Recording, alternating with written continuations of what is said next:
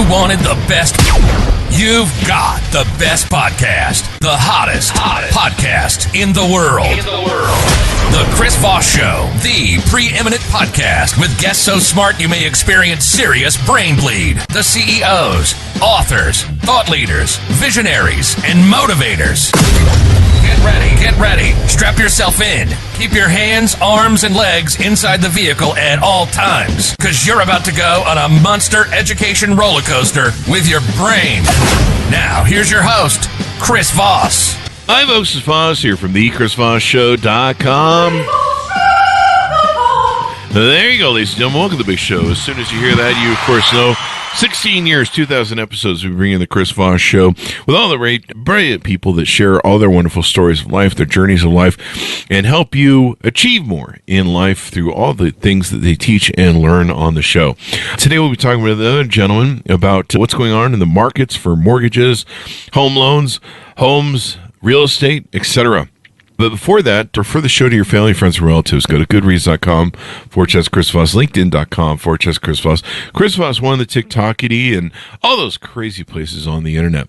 Today, we have Israel Lopez on the show with us today. We're going to be talking to him about his experience and what he does at a company called Certain Lending. Israel is a seasoned loan officer with a deep focus on construction, new construction that is, with a wealth of experience in the real estate market and a true passion for helping clients achieve their investment goals.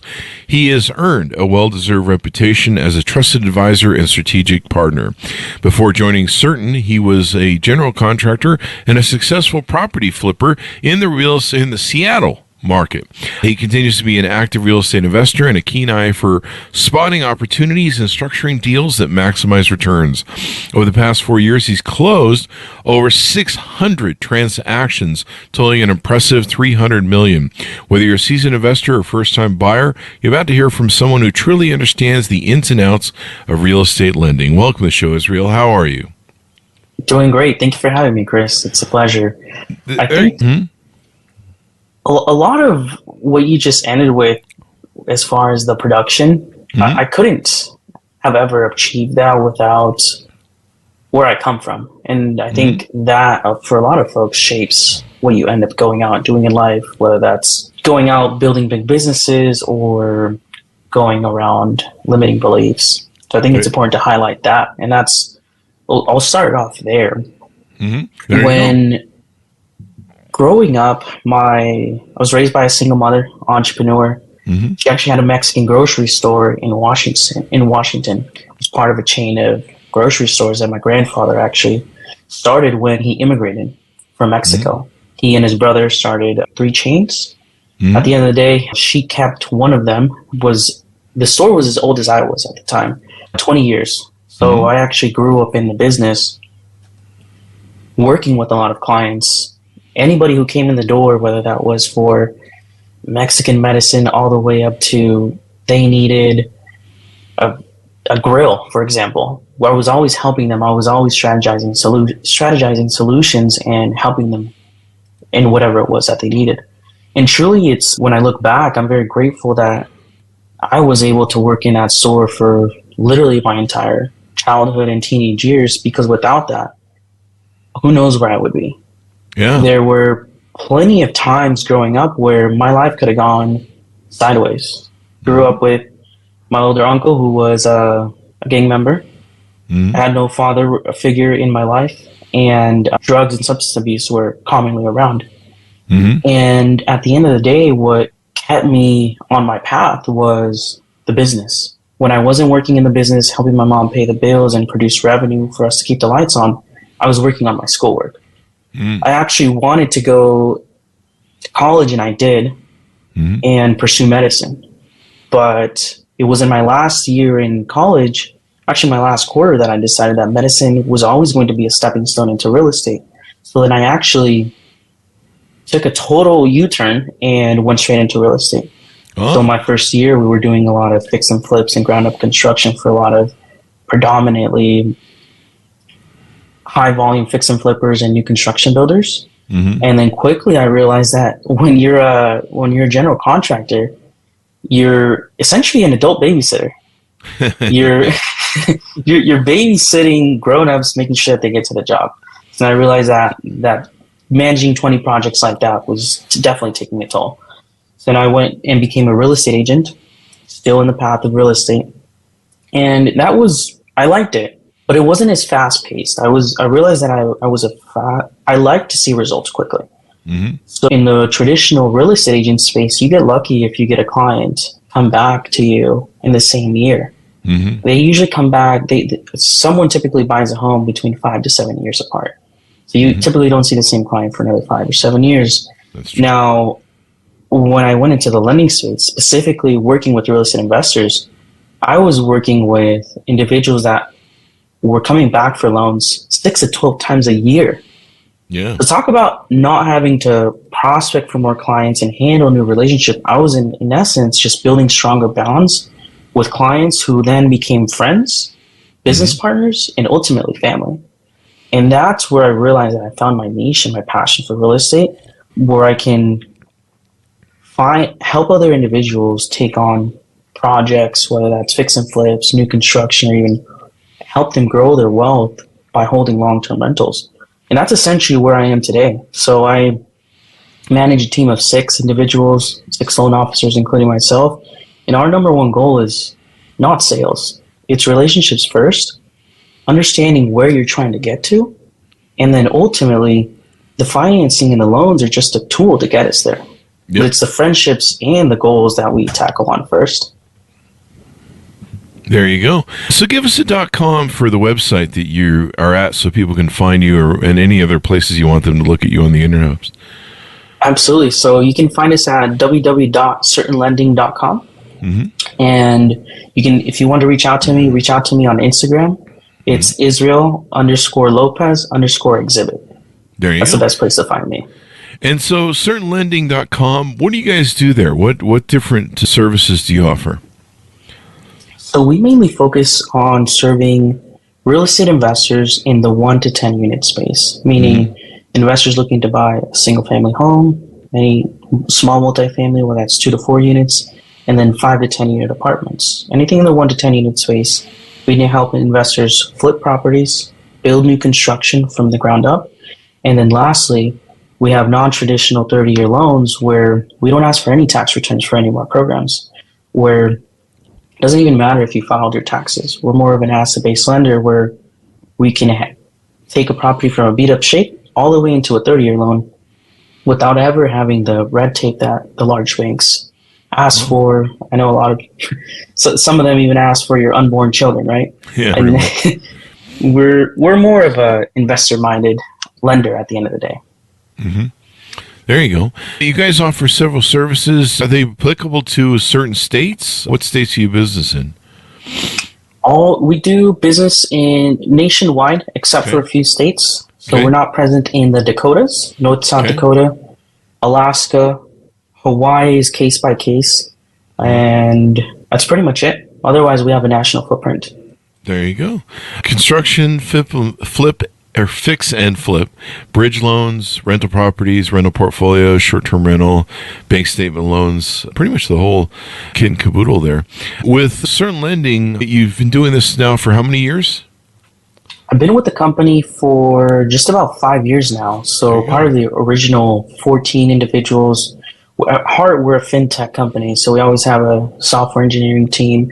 And our goal is to make a splash in the hard money space. It's a little bit disorganized, I would say, and our goal is to streamline it so that way when clients come, we're able to give them the same reliable service and execution at scale nationwide. There you go. What do you find fulfills you most about the job? What do you like the most that really brings you fulfillment and enjoyment? It's really being able to create the bonds with the individuals that I'm working with.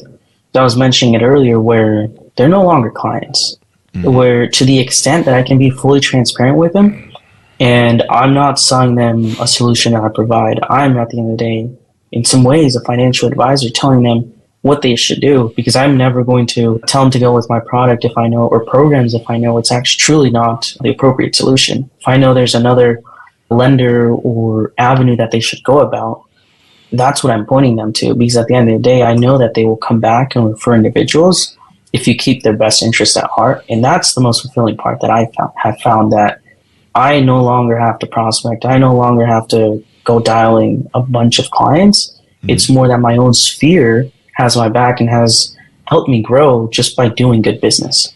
There you go. There you go. That can really help. So we talked about how you were raised, and a lot of your parents, I guess, entrepreneurism kind of translated onto you. Is that correct? That's right. If there's kind of three characteristics growing up, it's being able to work with people. That's a big one. Being able to negotiate, understand people's pain points, and at the end of the day, find a solution for them. And then lastly, it's just the grit and consistency. That's a big one. There's really no secret sauce to business. It's all about who's willing to do things consistently over a long period of time, because when you're working 10, 12-hour days to build a business and a brand, it can become a lonely road and daunting. Yeah. And the people that reap the benefits are the individuals that stick it out for long enough. Yeah, it's all about sticking it out there and building your own business and your own client base in the mortgage business. Is that pretty hard these days? What do you find is out there in the marketplace going on? I've definitely seen a lot of individuals actually leave not only the mortgage space, but also the real estate agent space in the last couple of years as rates have increased. There's been less business, meaning less buyers out in the market, simply because they can't afford homes. Now, it's definitely tougher to get business, but at the end of the day, it changes from a loan officer that is just a paper pusher versus more solution-based. And same thing with the real estate agents. Are you just opening a door, or are you actually providing real solutions no matter what they look like? And then when you become a modern advisor that's actually looking for solutions and not just selling the best rates, you're here to stay. Definitely. Most definitely. So what do you see what's going on right now? In fact, the Fed just today announced that it looks like they have inflation under control and rate cuts are coming. What's the horizon show for what you see in the real estate market and housing prices coming up? So let's start with rates. In the last month, we've seen rates actually come down. And the Fed hasn't actually reduced the federal funds rate yet. So what we've actually seen is that the secondary markets where a lot of these loans end up going to or get sold, they've actually already started pricing some of the federal funds rate cuts in advance of them dropping rates. So as of now, we actually have better rates than we did a month ago. So it's mainstream news hasn't actually caught on, where we have a short window of opportunity where you can get better rates, improve your ability to buy a home in compared to a month ago. Now, let's talk about what happens in Q4 of this year when the Fed comes out and reduces rates. So there's one of two things that I forecast is going to happen.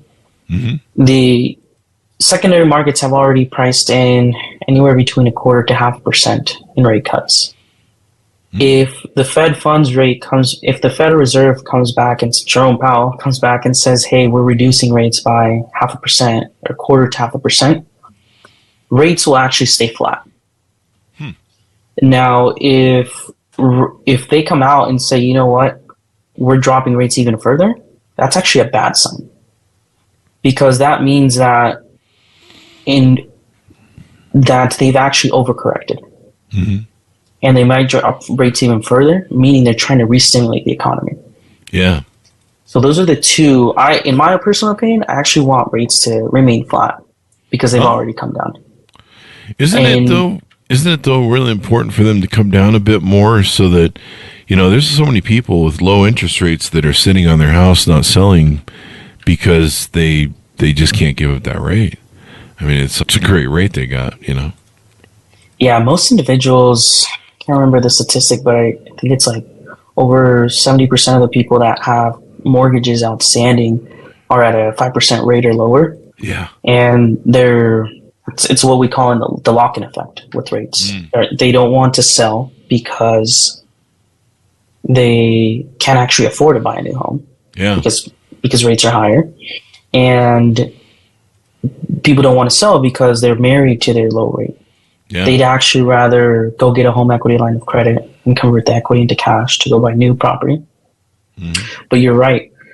The rates definitely need to come down, which we're expecting in 2025 for them further to come down. But I don't expect it to be a full 1 or 2% drop in one full hit, because that would actually be detrimental. Inflation would go bonkers. So they have to outpace it and make sure that it's a drip, so that way they can control it rather than just open the faucet entirely. Oh, yeah. Totally. The market changes. Is there anything new on the market that you see changing? Are Airbnb rentals still popular? Yeah, you work with a lot of rental properties. Are rentals still going pretty strong? Rentals in the Southeast and the Midwest are still very, very strong. And they're actually one of few areas that still cash flow.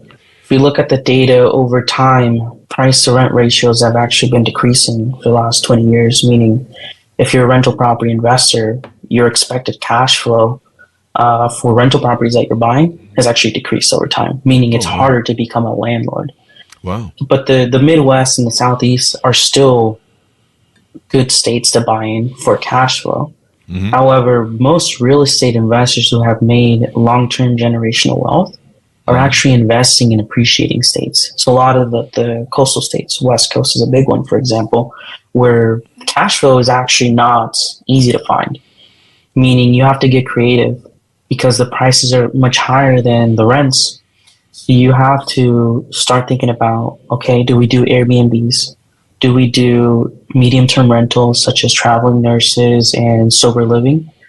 And then do you start doing the pad split model? So for those of you that are not familiar, Pad Split is a company that's essentially brought organization to the rent by the room space.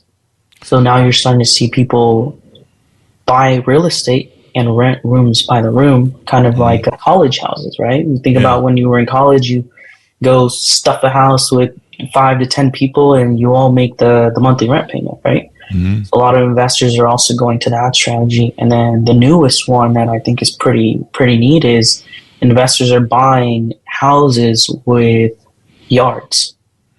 And the money is in the backyards. When you're in markets where there isn't much inventory left, such as, I'll name a few, San Diego, Los Angeles, San Francisco Bay Area, Portland, Seattle, the entire West Coast, where there isn't anywhere to go but build in the backyards or use the backyards to generate more income. I have clients that are actually parking RVs and renting backyards as RV space to create more income. Wow. And the biggest trend and biggest hack I see right now are ADUs. It's the ability to build a mother-in-law unit, a detached unit, in your backyard. In Seattle is actually one of the leading territories when it comes to ADUs, to the extent that you can actually, from one residential lot, condoize and create 2 tax ID numbers from one residential lot to now give you the ability to build a detached unit, a detached mother-in-law, and sell the refinance each structure separately. Oh, wow. So what that allows you to do is go in, build a mother-in-law for $300,000, and that retail value on the conservative end is $600,000, and in top neighborhoods is $1 million. So are people just subdividing their own lot then? Is that what they're doing? It's not a subdivision, but it's Seattle's kind of way of hacking the ability of, because when we think of subdividing, a lot of times you're taking a big lot and chopping it up into smaller pieces according to the zoning ordinances. But with condoizing, what you're doing is, okay, these residential lots aren't big enough to subdivide. So the only other option, kind of hack that Seattle has come about, is that, okay, now we're going to allow you to condoize, create separate tax ID numbers. It's almost the same thing as condoizing. Where now you're creating a little HOA. The dues are like $15 to $50. You're keeping it very light just to take care of the common elements. And now you're able to introduce a new construction program or product, which is new real estate, new inventory into the market at an affordable price point. Because a single family in Seattle, even though these ADUs are selling for $1 million, a single family is easily $1.5 to $2 million. So $1 million ADU is still better than buying a brand new home. This is crazy, man. You're just separating your own lots, building the thing on there. But imagine, people are taking more and more care of their parents. They're taking more care of kids. I guess kids are living with you. I mean, if your kids are going to stay home living with you, you might as well put them outside put them into a mother-in-law home. Be like, go live out there. I don't want to have to live with you. I lived with you for 18 years. You can just do that. Oh, absolutely. And then the interesting piece is that what Seattle's been doing for the last 5 years, the entire state is following suit. So meaning you're going to be able to build mother-in-laws and condoize. Portland, California, with its own version of it called SB9, is following suit as well. So you're going to start seeing these ADU mother-in-laws coming out of the ground left and right in areas where there's a lot of density and not enough housing. There you go. I guess that's where we're at now. Yeah, pretty crazy. It's amazing, and it's if you have an oversized lot in an area where there's not enough housing, that's how you make your wealth. That's crazy, man. You just run it out. You don't necessarily have to run an easement, right? You just put it, or are people running an easement for that? Do you have to? I mean, technically, the driveway backs to the home. I don't know. Do you have to give it an easement of some type where you're like, hey, you can at least walk back to your place from the driveway? Yeah, a lot of the investors right now are actually focusing on alley and corner lots. Those make for the prime. Those are actually prime real estate for that strategy. There's still what we call flag lots where there isn't an alley or a corner where they will put a driveway all the way through the back, and that's part of the common elements of the HOA. So you still want to take care of them. Sometimes where it's super dense around colleges, for example, there's no driveway. There's no way. So a lot of times there's just a little sidewalk to get to the back, and there's no parking other than street parking. That is crazy. I bet. Yeah. I guess that makes sense. I mean, that's kind of where we're at. We have a shortfall of, I think it's 7 million homes that we're short in America. And I never thought we'd ever say that, but I guess we are. And people got to come up with homes somehow, and somehow got to make them cheaper so that people can buy them. So craziness. Well, anything else we haven't talked about, Israel, that you do there at Certain Lending? As far as what we do, not necessarily. I know we didn't really talk about the loan programs at all. Let's get into But for us, yeah, absolutely. So a lot of the times why investors decide to choose us, and some of the biggest names in the industry actually work with us today, is because we have some of the most competitive rates in the marketplace for hard money. Hard money is expensive, don't get me wrong. We have some of the most competitive rates where local shops are a lot of times charging north of 12%, where we're easily in the 9s. So that's a big difference as far as rates. Yeah. And then the other piece is that we introduce technology to everything that we do to make it easier and more streamlined. And to top it off, we don't ask for all the conditions that banks ask for. So we can go ahead and refinance and help real estate investors or aspiring investors buy real estate without ever looking at their tax returns. And you don't actually need conventional financing to become a real estate investor, because conventional financing is actually not made for real estate investors. It's made for traditional homeowners. That's what it's meant for. It's not meant for you to own 120 properties or even 10 properties or past 10 properties. Typically, once with conventional financing, you have the limit to be able to buy 10 residential homes under your name, at which point you can no longer get any more mortgages. So you think about all these people that have amassed large real estate portfolios. They end up buying real estate through commercial programs, non-traditional financing options, which is where we shine and we come in. We don't only just do hard money. I think any hard money lender that only offers short-term, high-interest rate loans is actually setting up their clients for failure. You should simultaneously have the ability to refinance them into 30-year loans in the event that they want to keep the properties, and or for whatever reason the flip doesn't sell.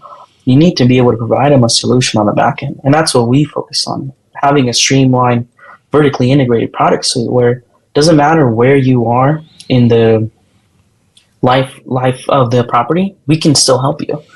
And that's where we truly shine. There you go. There you go. So as we go out, give people a pitch out. How can they onboard with you? How can they reach out to you, talk to you, find more data from you, et cetera, et cetera? Yeah, you can go ahead and reach out to me if you are looking to apply for a loan, just go on certlending.com and sign up, enter in your information regarding a new property that you're thinking about applying for. Our application is actually not an application. It's a quick 5-minute questionnaire. Okay. From there, within 4 business hours or less, we'll be able to tell you if you qualify. We'll deliver loan terms and an approval letter. So you're ready to go out and shop. There you go. That's pretty darn quick. And then we'll close in 2 weeks or less. Oh, wow. Yeah. So we like to move quick because good deals fly off the shelf. Especially in this markets. Oh, yeah. And then as far as getting in touch with me, you can feel free to give me a call at 206-785-9458. I'll say that again, 206-785-9458. And then I'll leave everybody with one last nugget. If you bought a house every 12 months to live in for yourself for the next 5 years, that's 5 rental properties that you could own. And that would change your life and the ability to generate rental income and potentially even retire earlier. So legally, you can buy a home every 12 months. And if you just do that one thing, because at the end of the day, you need to live somewhere, you'll be set up and be farther ahead than if you wouldn't have done that. There you go. It's been fun to have you on the show. We've learned a lot, especially about these ADUs. It's pretty crazy, everything that goes on there. Thank you very much for coming on, Israel. Absolutely. Thank you for having me. There you go. And thanks, everyone, for tuning in. Go to goodreads.com/Chris Voss, LinkedIn.com/Chris Voss. Chris Voss won the TikTok and all those crazy places on the internet. Thanks for tuning in. Be good to each other. Stay safe. We'll see you next time. And that